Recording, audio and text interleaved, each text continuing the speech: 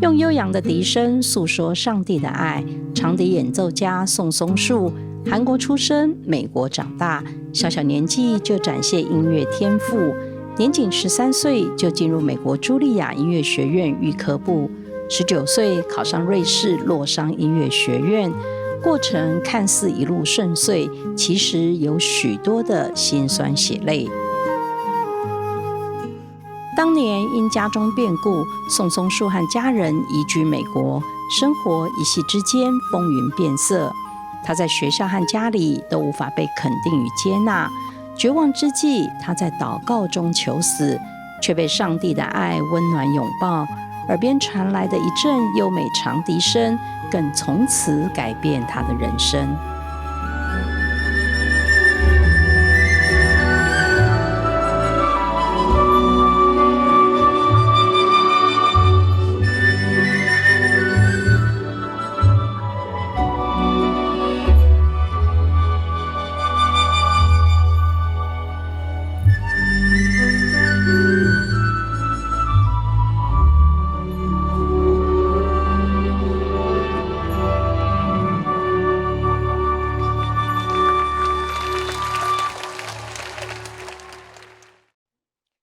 朋友们平安，欢迎来到今天真情部落格。今天我们现场邀请到这位来宾宋松树，非常特别，他是一位美国韩裔的音乐家，专门是演奏长笛的。那其实他音乐呢，抚慰很多人的人心哦，但在过去他成长历程充满了挑战，非常的辛苦。今天来到我们节目当中，跟我们大家来分享他自己的生命故事。Welcome, Solomon. Thank you. It's so nice to can have you here. Yes. 大家好。Wow. 大家平安。Oh, you can speak a little Yeah, bit. just a little bit. Okay. Just say hello and, you know. So this is not your first time in Taiwan, right? Somehow, after my book had been released here, and I come here more often in these days. So what's your impression of Taiwan? I love Taiwan. Really? Yes. I mean here, when I share the gospel. Yes. I mean, people really accept it well, and all the worships are great, and everything is excellent, except the food is too delicious. So I cannot do any fasting here. Oh, yeah. Yeah, it's just it's hard. And every time you take all this food with you. Oh yeah, yeah. Can you play a little bit something for us today? Of course. Thank you. So this is the flute. Very special flute that made with the platinum. So platinum is very heavy, and 18 karat gold, and there's diamonds. So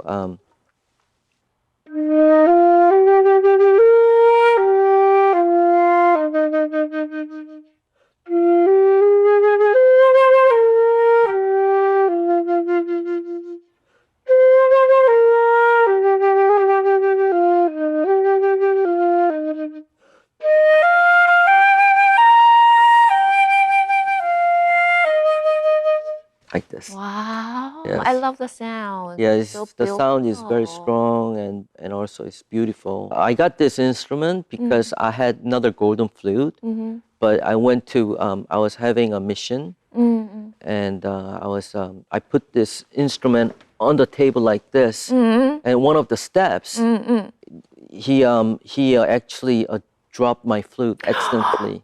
He was taking, he was taking photos. Okay. And he was just walking by right next to me, and he's just fall down, and it's like it was totally broken on the day. Wow. But I wasn't surprised. I was like, it's okay because it used to be, Really? This flute used to be, I feel like part of my body, and it represents me.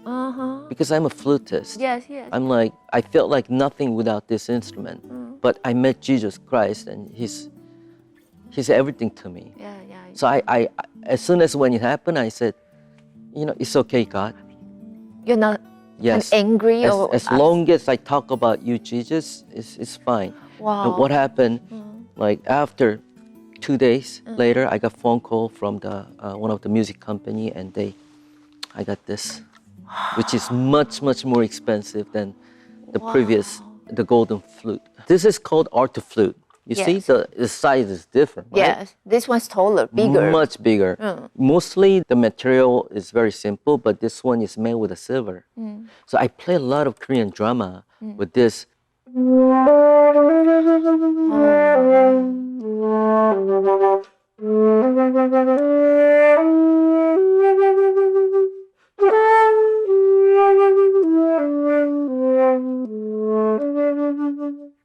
And then much more lower and kind of heavy. This one is so special. This one, it looks like just a pipe. It is pipe. Oh, really? Yeah, this is the pipe that you can get at any like a hardware store. And got this. One of the men who made it, bought this and made a hole. Yes. 6 of them, and became an instrument. Can I play like the arirang with this?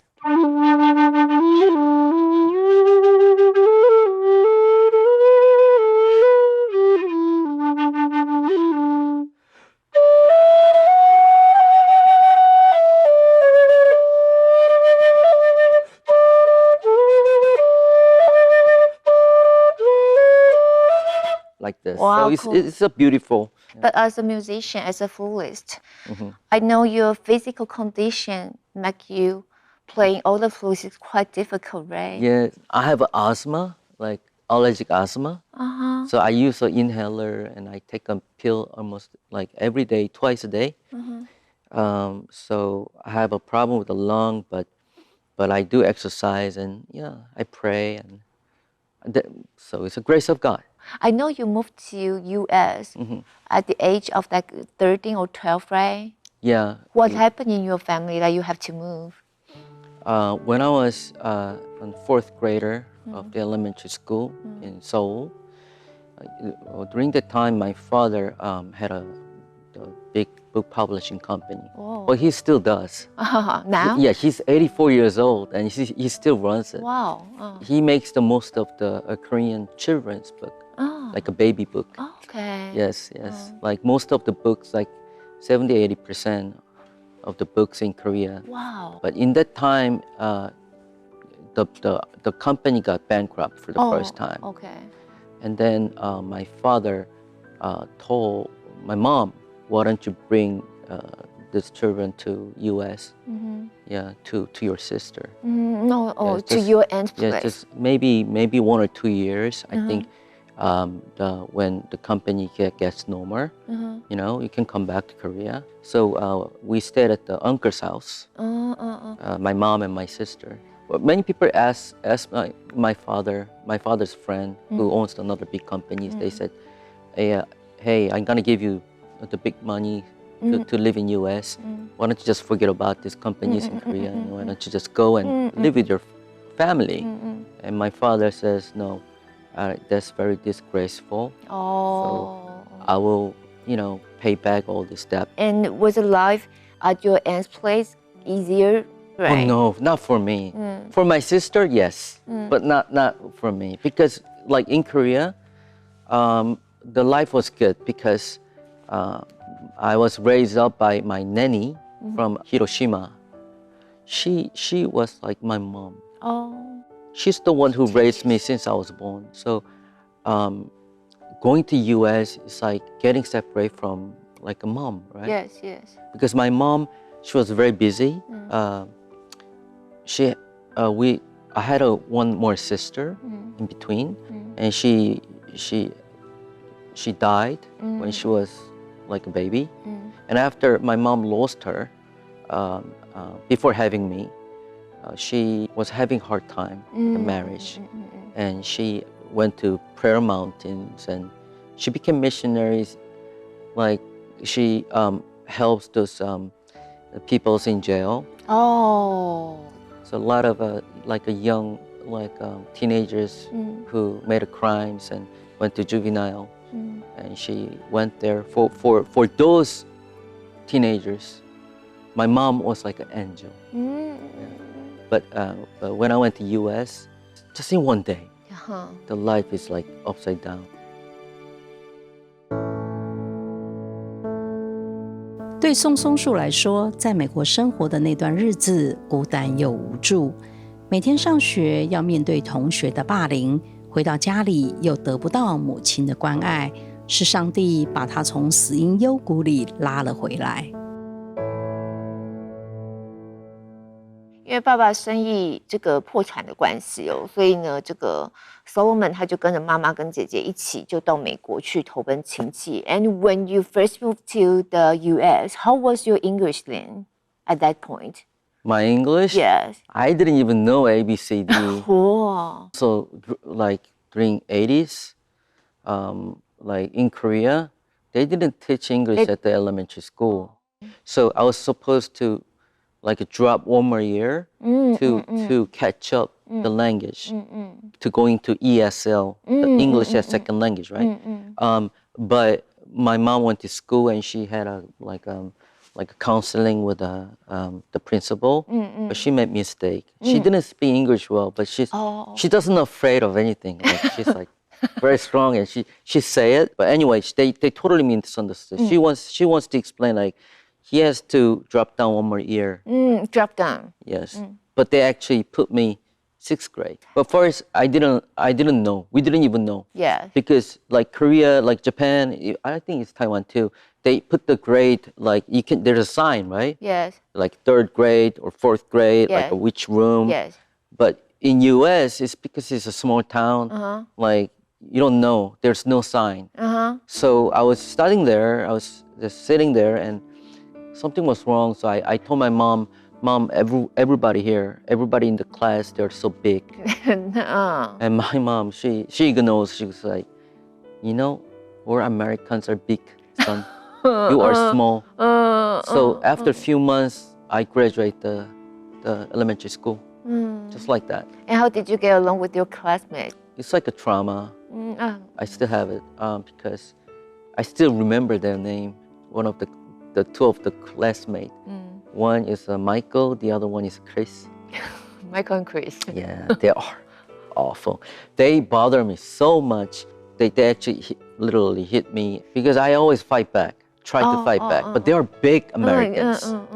And when one of those classmates start to do that, the other they join. So they always make a song for me, and I always try to hide in boys' room. So even in the bus. So I from the school, from my home, I was the last one on the bus. So which means it was very, very far. Yes. But I didn't take a bus. I always walked back because the taking a bus was like a nightmare for me. And you were bullied at school. And when you come back home, what's your relationship with your cousins at home? Oh, my cousins. That's another story. Like, I don't know. Like, I think all Asian culture is same. Like when my father, who was having a hard time in his company, he borrowed the money from the family, right? Yes. So my cousin, every time when he hits me, he says, hits you also? Yes, we are bankrupt too. We end up here because of your family, because of your father, you know? So there was so much anger, you know, and he really hit me really hard. Even my mom, she hit me too. And she's very proud of me now. And but back then, she was focused to my sister, and she was very smart. She was always top of the class, and she didn't even do the ESL because she passed. Whatever that I do, like she hated it. Poor kid. So being hurt both at home and at school, how did you get through that tough times? I didn't have a friend. basically. Like I was beaten up so bad by my cousin and even my mom. Yes. And I had a bruise like almost every day. Yes. Sometimes like up to my neck, like all the leg, and it was very hurt. And at school, when I was hiding in the boys' room, I was like put down the like a cover of the toilet, and I was hiding there like this, sitting there like this, because I don't want like a Chris and Michael Feinstein during the break time. And then I pray. I remember what I said. I said, God, are you there? Are you there? Are you really? Do you really exist? Yes. Because look at me. Look at my life. Nobody calls my name. They call me dumb and stupid. Wow. You troublemaker, you know. And even at school and home, you know. And please kill me. Wow. And think about it. I was young. Yes. I was a young boy. And asking God to kill me. You. Yeah, right. And then suddenly, I heard a voice coming from the heaven. Really. I thought I was crazy. You know, it was very warm. And it was like entire, like a body was getting warm, and I felt like someone's holding on my back. And I heard the voice. It was like this. Solnamu, Songsu, I'm your God. I'm here. And I love you so much. Wow. You are so precious to me. And I want you to know I have a plan for you. I was there when you got hit by your mom. I was there when you got hit by your friends. And then I said, yes, Lord, I'm here. Oh. And then I heard the sound. You heard the sound? It was a flute sound. Well, after the voice, you heard Yes. the sound. And it's the flute sound. And I was like, what is this beautiful sound? Yes. So I came out from the toilet. Yes. And then I walked towards the sound, and it was end up in the music classroom. Yes. And it was like the teacher was teaching like marching band, and then I was standing there, and the teacher saw me, and she knew me. Okay. I didn't know her, but she knew me because I was the only Asian, Yeah, and I you're always the make one. trouble.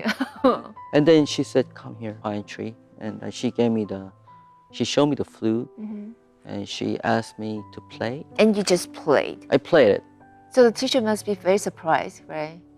She said, you are talented because they always discuss about me Oh, for quite after a the long school. time. Yes. You know, they could just go home right away. Yes.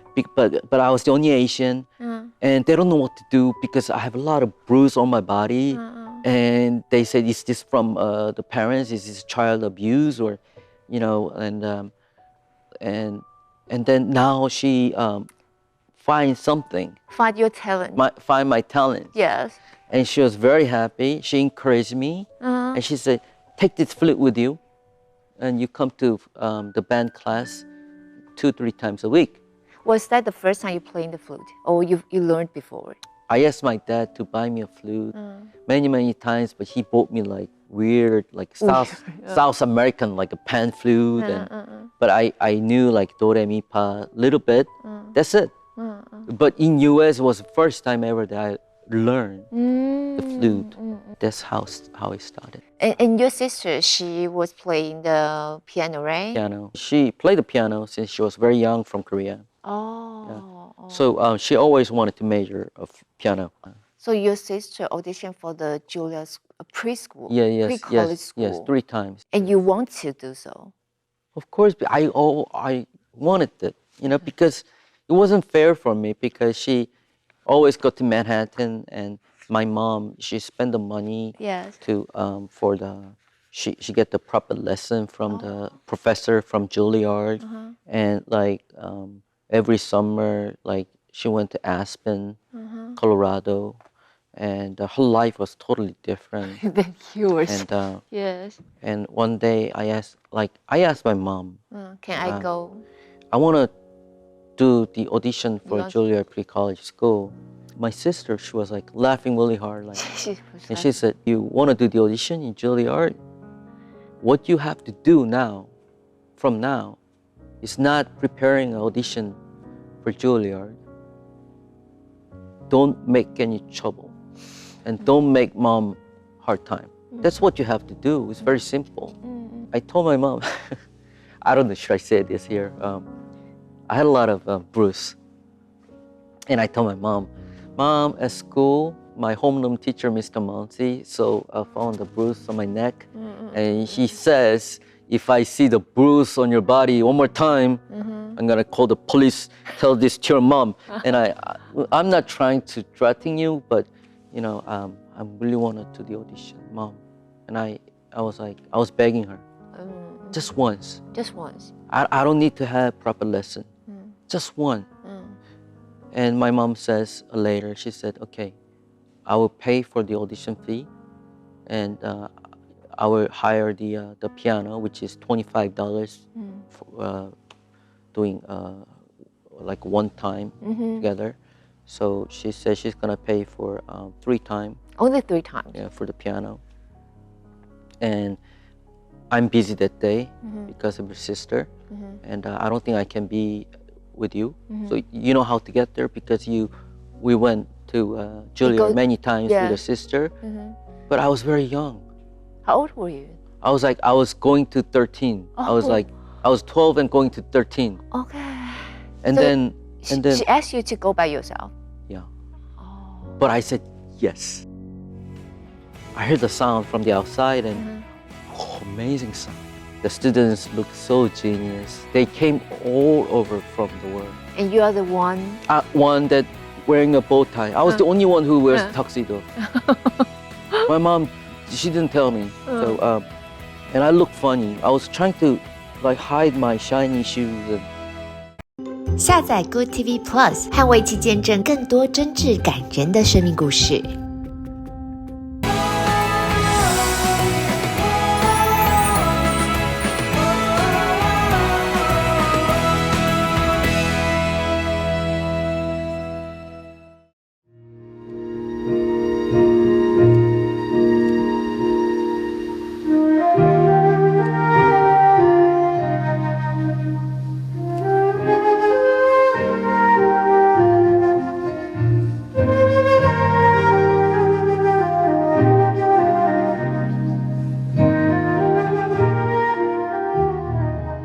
靠着自己苦练长笛，在几乎没有正式指导的情况下，宋松树跌破众人眼镜，考上全球3大表演艺术学府之一的茱莉亚音乐学院。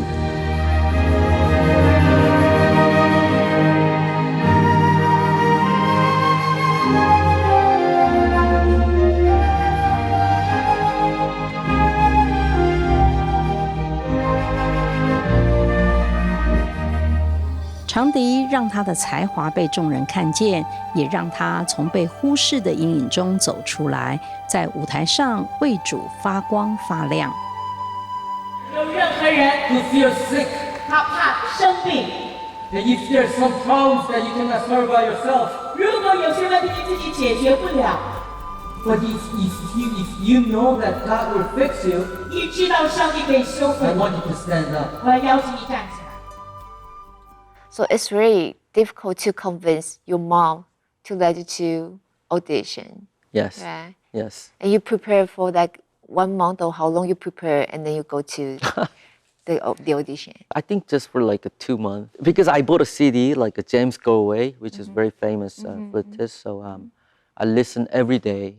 I copy it, you know, like play like him. I practice like hours, even at night. So my neighbor came down and always knocked the door. Please stop. Stop. You really go by yourself that day? Yeah. I heard the sound from the outside, and amazing sound. The students looked so genius. They came all over from the world. Yes. And not everyone, they're the top, you know, like the students. Yes. And you are the one? One that wearing a bow tie. I was the only one who wears tuxedo. My mom, she didn't tell me. So, and I looked funny. I was trying to like hide my shiny shoes and like I had a lace on my like a shirt. And You feel like nervous or scared or shy? Or... well, first I was nervous, but it changed because compared to them, I know I'm like nothing, right? Yeah. So there's no afraid. Oh. I was like, so what? Okay, I just do it, you know, like because I know the level different. So, but I prayed. I prayed. I said, Lord, please play with me. Play with me. I want them to know. I want my family, my mom, my sister, my friends, not my friends, but schoolmates who bothers me. I want Michael everybody, and Chris. like, surrounding people to know that you are my God. You are my hope. I don't have any hope without you. And then I stand up and play the Mozart concerto, that what I memorized from the CD. And they didn't cut the music. They listened entire the first chapter. And then I was surprised because when I saw, they only listened for like few minutes and they cut. And they didn't cut. And there were 6 professors. And when I finished, they said,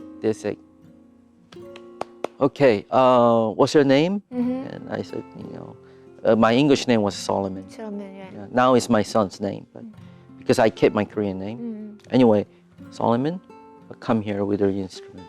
So I went there, and they were like showing this instrument to other professors, and they start to laugh. They were like, oh wow, and Not a good one. well, right? because I think they were surprised that I You done can, the audition with a cheap flute. but even that, you can play good. Well, I didn't know I was good, but I just made the sound, and one of the professors says, we will contact you soon. Oh. And that's it. But in that time, I didn't really speak English well, and I was very kind of like after the audition was kind of nervous. So I came out and I went home. And you actually got in. I got in with a scholarship. Oh, scholarship. And how did everyone react, especially your sister? She was shocked because I didn't spend my mom's money. Oh. Yeah, as much as like her. And I got in, and I was even on the newspapers. Wow. Yeah, in all this Korean community. And Were you surprised yourself that time? Of course, I was shocked because that's the first miracle that happened to me. And another miracle that happened was my father. He was trying to end his life. Your father? Yeah, but he says when he committed to doing that, he saw my face. Okay. And it was like, and he started to cry, and that stopped him. And next day, he got the news from U.S. from my mom that I got in Juilliard with a scholarship. And after that, your mom changed her way to treat you, right?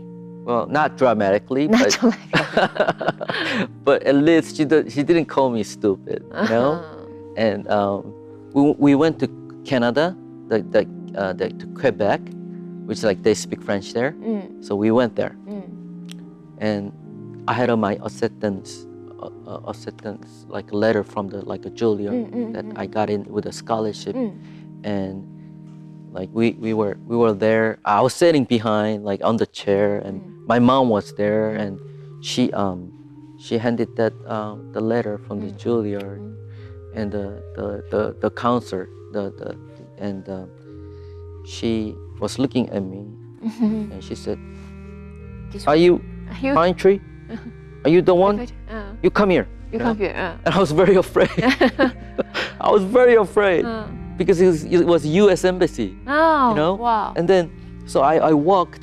I was like, "You got in here?" And she looked at my mom and she said, you must be very, very proud of him.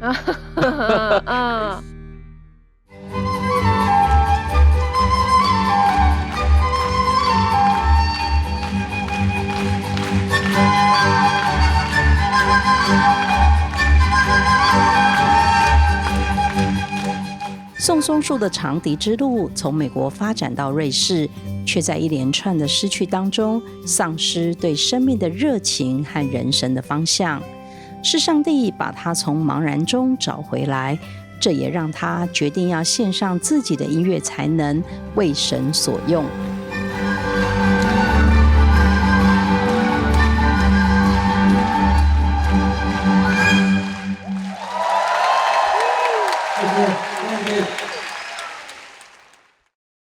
You arrived in Switzerland for a fresh new start, but something happened that brought you to a very dark place. Yes. So, what happened? When I moved to Switzerland, I was only 17 years old, and I had a friend in New York, and she was Taiwanese. Oh, a girlfriend? Yeah, I mean, like, I don't know. I was very young, Okay. but it was like, for me, like, it was like everything. So basically, her father came to U.S. and brought her back to Taiwan, and I totally, she like disappeared, and then after 1 week, my nanny, she passed away, and then my flute got stolen on the train, including my passport and the cash and everything. Everything happened at once. I lost everything that I really love. My nanny, my friend, and my instruments. I didn't know what to do. And I was very confused because God blessed me so much. Yes. And then He take everything away. Yes. Did you go to a church like? No, Not that time. Not that time. Because I was angry with God. Yes. And I lived in Lausanne because I went to Lausanne Conservatories. Yes. And then I moved to Geneva, and I was teaching Korean and hanging there. You switched from music to counseling, right? You know, I changed my major to a counseling school because first I want to get counseling. By yourself, right? Yeah, because I had many traumas. And did you have the chance to heal the relationship with your mom? Yes, my professor told me, Yes. have you ever talked to your mom about this?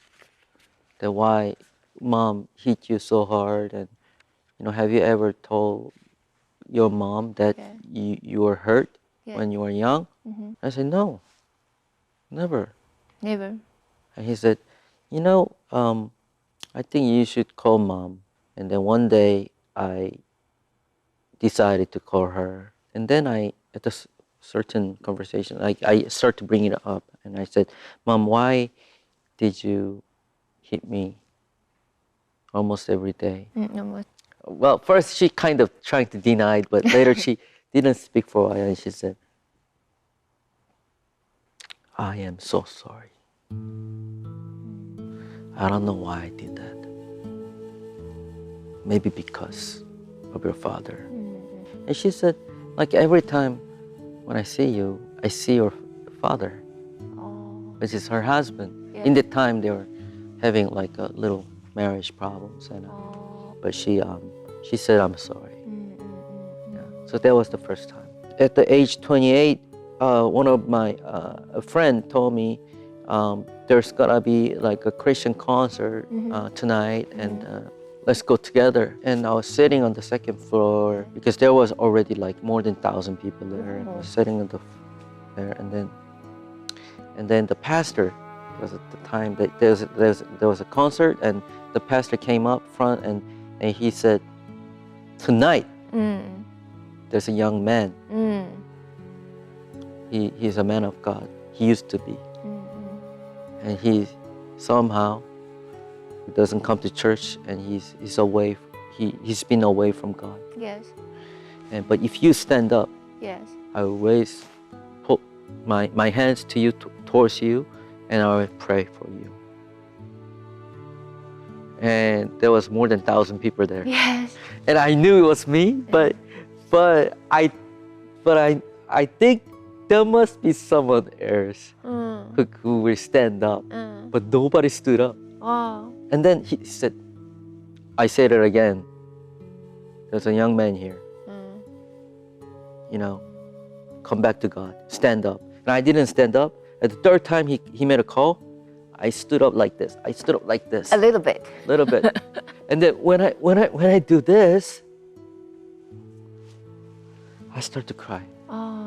When the truth came to me, I started to cry, and I said to God, God, you didn't take anything from me. I didn't, one that I lost is you, Lord. I think I lost the heart of you, Lord. And I will never gonna lose that again. And Lord, I want to come back to you. And I cried and cried. I stayed there for a long time. And then I went to the prayer mountain. And you know how long I stayed there? Almost 6 months. Wow. Yes, doing fasting and go to a Bible school. And then that's how I became a performer of God. Everybody cried. Even I cried. And what I realized is this is more honorable than playing at the Carnegie Hall with the finest orchestra, because here I'm with the Holy Spirit and I'm healing people. That's what God came to tell me to do it. 下载 Good TV Plus， 和我一起见证更多真挚感人的生命故事。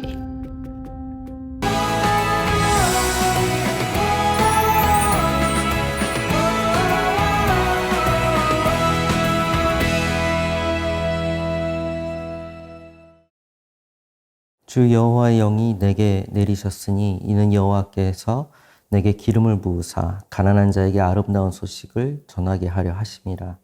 나를 보내사 마음이 상한 자를 고치며 现在的宋松树不再是瑟缩在角落的小男孩，他走遍全球80几个国家，用自己的生命故事和音乐把福音传出去。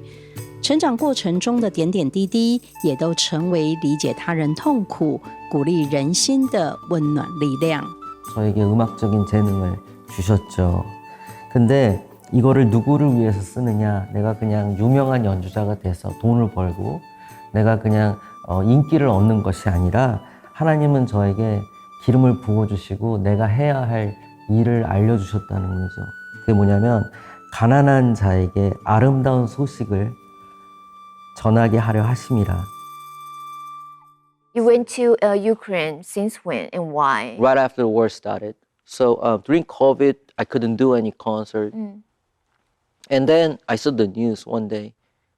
There was a war in Ukraine. I was just watching it. And the President Zelensky, he was on TV and he was telling everyone, please help us, help our country. And I started to cry because like my motherland, South Korea, we had a war in Korea. And when you search the Google, 2 million Christians came to Korea during the war, volunteers. And then they built schools, they built orphanage, they built churches. Like these Christians, foreigners from the Western countries, they done so many good things in Korea. After I cried, I said to my wife, I said, honey, I'm not gonna go to Ukraine. I'm just gonna go to the border of the Ukraine in Poland, and I'm gonna go for 3-4 days. And my wife says, no, please don't, because even Poland is danger, and I don't want you to take the risk. You've done so much. You already went to South Sudan, many dangerous places already. Every time you go, like my heart, like she's so you know, worried I'm about worried. that. Please don't. Yes. But I said, just for a few days. Don't worry. A few weeks later, I was in Ukraine, most dangerous place, and I built a foundation, the charity NGO, international NGO in Ukraine, and I bought like 17 vans and trucks. Yeah. You play the music there also? I didn't have a chance to play the music for more than 1 year. in Ukraine. Even all the like staffs that I work with in Ukraine, they didn't even know that I was a musician. Volunteers like us driving like vans with the supplies. We are the first target. So we always have to wear the really thick bulletproof vessels with a level 4. Because normally the soldiers, they wear level 3. The 4 is very thick and heavy. And also the helmets. And we have to wear that all the time. And when the van stops, then I have to drop all these heavy supplies down. And we have to run to the bunkers many times. So I had a surgery on my knee 3 times. And I had another surgery here. And nobody knew that I was a musician. But after 1 year later, one day, we were at the bunker. I saw a lot of children. They're scared. One of my colleagues says, "Hey, can I bring your flute from the truck?" And we have a small Bluetooth speaker. And I put the Bluetooth speaker here, play the background music, and I done concert there. Everybody cried. And even I cried. And since then, he asked me to play everywhere I go. And what I realized is this is most honorable, more honorable than playing at the Carnegie Hall with the finest orchestra, because here I'm with the Holy Spirit and I'm healing people. That what God came to tell me to do it. And I have this opportunity, privilege to chance to perform like that. So after everything you've been through, how do you look back on your life? I mean, just look at this pipe. If I was this pipe, I pray every day like, God, send me to Taipei 101. Send me there. I want to be in the highest so that I could praise your name. Or send me to a luxurious house that the bathroom that covers with expensive Italian stones. I want to go there. You know, so then my friends, other pipes will see your blessings to me. Mostly people believe in this way. But look at this pipe. The master has another plan. And when you made first hole, maybe this pipe was blaming his life and the master. Why are you doing this to me? You're hurting me. And my second one, oh, this is a curse. Like even though we are Christians, like we don't get answers from God right away. Yes. You know, sometimes, like let's say you are Christians and you pray about your marriage, and when you get divorced, then your life feels like it's ended And very confused. and ruined it. They're confused. Yes. I pray about my marriage, but why am I divorced? I don't think you love me anymore. Or like getting bankrupt, or like getting cancer, you know? And you think you are not good enough, or the God doesn't love you, but loves you. But look at this. It has 6 holes, but it became a beautiful instrument. And this instrument played at very famous music hall. Yes. And it played a very famous drama, Dongi, which was a big hit all over Asia. But I played that song, title song, with this instrument. Oh, well, not an instrument, but a pipe. Pipe, yeah. And the thing is, this expensive flute, if I drop it here, breaks. Yes. It cost more than thousands of dollars to fix it.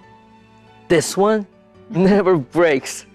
Never breaks. You So, can buy one in... any hardware store, Yes. and it never breaks, and it's very strong. And I play with many orchestra with this instrument. So which means my plan and God's plan is different. Yes.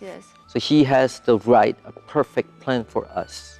So instead of praying about our dream, instead of praying about our plan, I think we should ask God, what is your dream? what is your plan? Yes. Let me do that with you, Lord. I will be your servant. Send me. Use me. So this is how I think we should pray. Yes, And yes. thank you for watching Good TV. Thank And you. thank you for having me here. Thank you that you can come here to share your wonderful stories. Thank you so much. Thank you.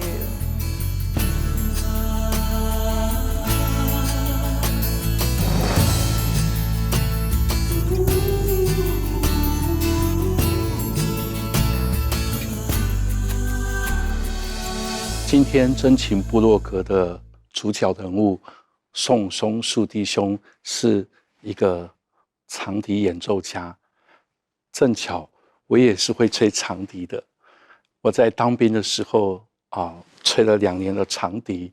那么我在学生时代，我是吹中国笛的，梆笛、曲笛跟新笛我都会。那么我们可以看到，每一个人的生命其实就跟乐器一样，是必须经过雕琢的。也就是说，特别是笛子你可以看到它有洞口。那它这个洞口，如果你没有雕琢的准确，它的音就不会准。那么我们的生命也是如此，不管我们是不是基督徒，我们都会遇到一些难处。但是身为基督徒的我们，有一点不一样，在难处当中，我们有上帝的同在。世人的角度，苦难是痛苦的，是不幸的，是悲哀的。但从上帝的角度来看，苦难却是产生上帝极美祝福的。这非常的奇妙。我们永远都不应该忘记，这世界上最伟大的救恩，是耶稣在十字架上最痛苦所产生出来的。然而，感谢上帝的是，钉十字架不是结束，从死里复活才是结束。所以对基督徒而言，苦难是一时的，而胜过苦难的那个得胜、平安和喜乐，才是最终的目的。也许此时你正遭遇一些苦难，让你无能为力，前面无路可以走，后面也没有退路，左边不能走，右边也不能走。但是我要告诉你，还有上面一条路，上帝等着你来依靠他。只要你回到他的面前，他必定会为你在旷野开奇妙的道路。邀请你和我一起来祷告，祝福你，让你在困难当中经验这位上帝。全能的主，我们谢谢你，为电视机前面的每一位观众朋友来祷告。主啊，你是在旷野开道路，沙漠开江河的上帝。苦难是一时的，苦难之后，我们生命的改变，我们能够活出你的柔美，我们能够得胜，我们能够有平安和喜乐，才是最终的目的。祝福我们每一位观众朋友，让我们在苦难当中永远不要放弃。虽然难过，但是永远不是绝望。在耶稣基督里总有出路，总有盼望。谢谢主与我们同在，垂听我们的祷告，奉耶稣基督的名，阿们。亲爱的朋友，愿上帝赐福你，满满的得着他的恩典。阿们。